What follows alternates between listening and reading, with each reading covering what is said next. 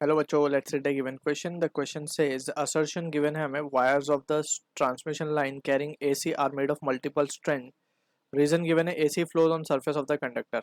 Option 1 given है assertion is true, reason is true, reason is correct explanation for assertion. Option 2 assertion is true, reason is not correct explanation for assertion. Option 3 assertion is true, reason is false. Option 4 given है assertion is false, reason is false. Sorry, reason is true. So to understand this question, we need to understand about the concept of inductance. So inductance का phenomena we need to understand. Inductance basically क्या है? Inductance is the opposition to the growing current, right? या फिर हम varying current बोलेंगे इसको precisely. Varying current को opposition करने का नाम ही इंडक्टेंस होता है, या फिर इंडक्टर की प्रॉपर्टी वही होती है. अब यहाँ पे वी नीड टू अंडरस्टैंड कि अगर हम मान ले कि हमारे पास एसी वायर जो है वो एक सॉलिड वायर है. एसी वायर जो है वो एक सॉलिड वायर है. तो हम यहाँ पे कुछ इस तरीके से इसको शो कर देते हैं. This is the solid wire in which AC current is flowing. अब to understand this we need to understand के होता क्या है इसमें. अगर हम इसका क्रॉस सेक्शन देखें, तो क्रॉस सेक्शन में हम देखें तो आउटर सरफेस पे ज्यादा करंट फ्लो करेगा. Outer surface has more current flow. Whereas अगर हम बात करें इनर सरफेस की, तो इनर सरफेस पे जो करंट फ्लो होगा वो कम होगा. Inner surface has lower current flow. अब ये जो अनइवननेस ऑफ करंट है इसी को हम कहते हैं स्किन इफेक्ट. ठीक है ना. अब यहाँ पे वी नीड टू अंडरस्टैंड के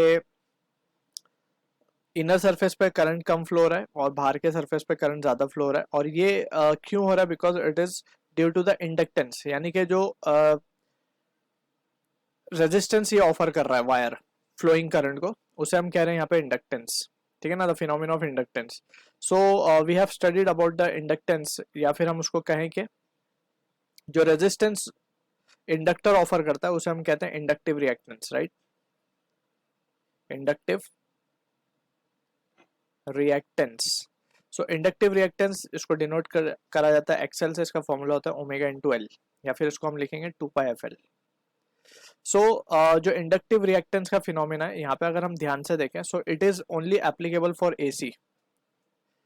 अगर क्योंकि एसी में हमें पता है कि frequency is not equals to zero, right. 50 hertz पे हमें सप्लाई मिलता है, तो frequency is not equals to zero. That means के एक्सएल जो होगा will not be equals to zero.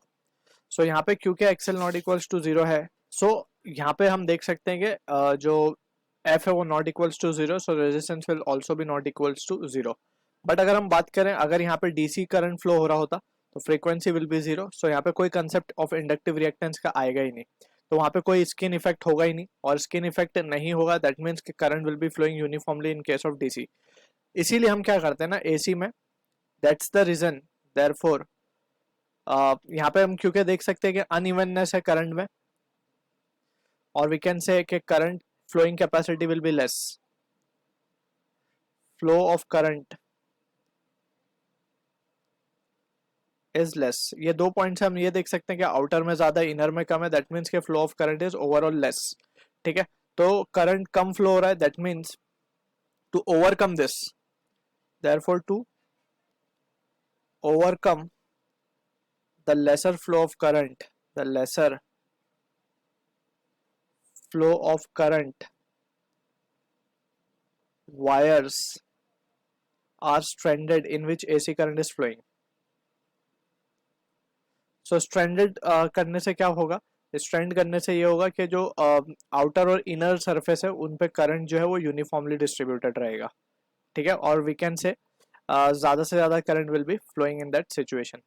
So inductive reactance और वी कैन से कि वो भी कम हो जाएगा, and that is the resistance offered will be less and more current will be able to flow.